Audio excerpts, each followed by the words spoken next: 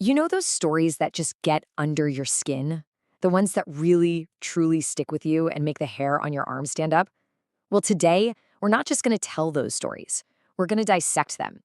We're going to figure out what makes a real life encounter genuinely terrifying. So what is it that really does it? Is it the jump scare, the monster in the closet, or is it something a little deeper, something that feels a little too real?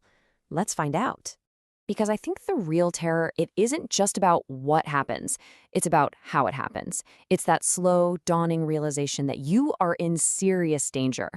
We've got 3 true stories, and we're going to treat each one like a case study to really understand the different flavors of fear.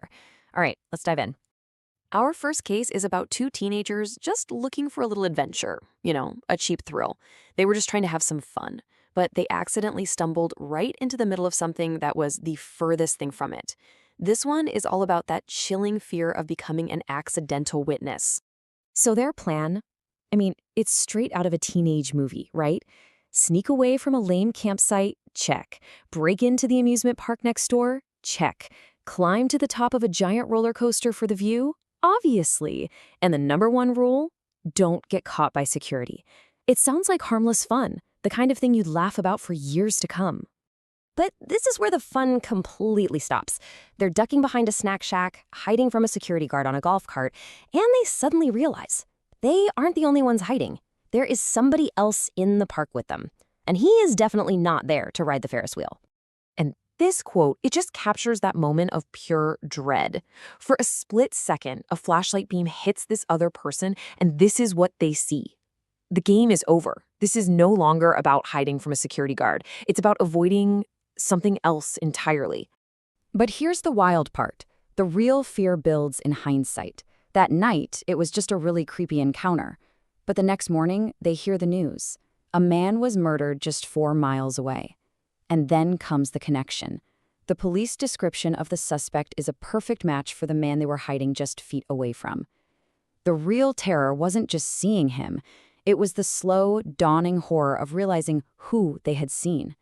It just goes to show you sometimes the deepest fear isn't in the moment itself, but in the clarity that comes later. All right, let's move on to our next case. This one is completely different. The fear here isn't something you realize later. Oh no, this one is immediate, it's bizarre, and it turns a totally normal day into a fight for your life. This is the fear of being hunted by something you just can't explain. Just look at the whiplash here. On one side, you've got your expectation, a totally normal, boring subway ride. You're just trying to get off at your stop. But then there's the reality. A clown is blocking the train door. Then he starts chasing you. Oh, and he's holding a giant kitchen knife. It's that snap from mundane to absolute nightmare that is so terrifying. Your brain can barely even process how absurd it is before you're running for your life. And to add another layer of absolute weirdness to this wasn't just some random isolated incident. This happened during the peak of the 2016 clown hysteria. You remember that? A time when people were reporting these bizarre, threatening clown sightings all over the country. So this personal, surreal horror story was actually plugged into a very real and very strange national phenomenon. That just adds a whole different level of unsettling, doesn't it? Okay, our final case study explores a completely different kind of terror. This isn't a sudden chase or an accidental discovery.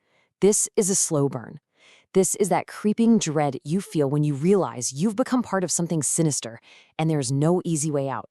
The whole thing starts with a job ad that's just off. Look at these red flags. First, a lifeguarding job from 5 p.m. to 1 a.m. That's strange. Then, the ad explicitly says you can't speak Spanish in an area where lots of people speak Spanish. Even stranger. But then you see the pay, $30 an hour. And that's the bait, right? That's the kind of money that makes you ignore the warning signs.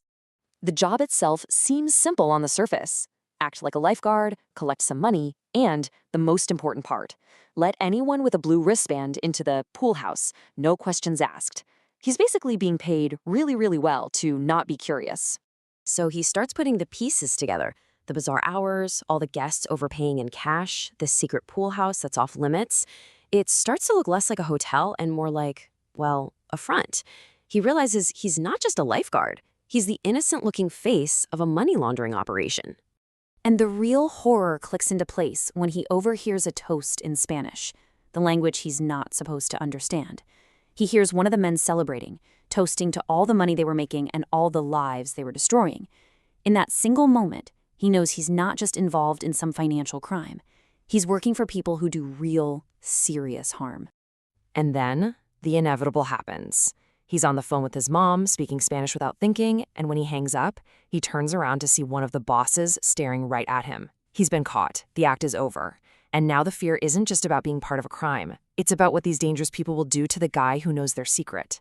It's the horror of complicity, that dawning realization that you willingly walked into a trap, and now there's no way out.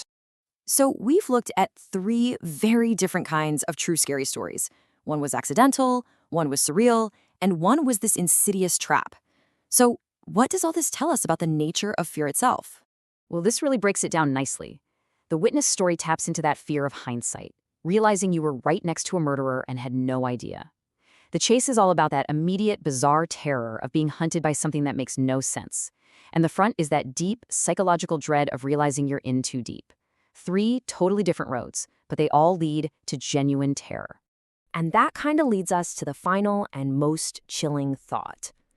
The scariest part about all these true stories is that they're plausible. They're not about ghosts or monsters. They're about being in the wrong place at the wrong time or making one bad decision. And it makes you wonder, doesn't it? How many times have you been just a few feet away or a few seconds off from your own scary story and you never even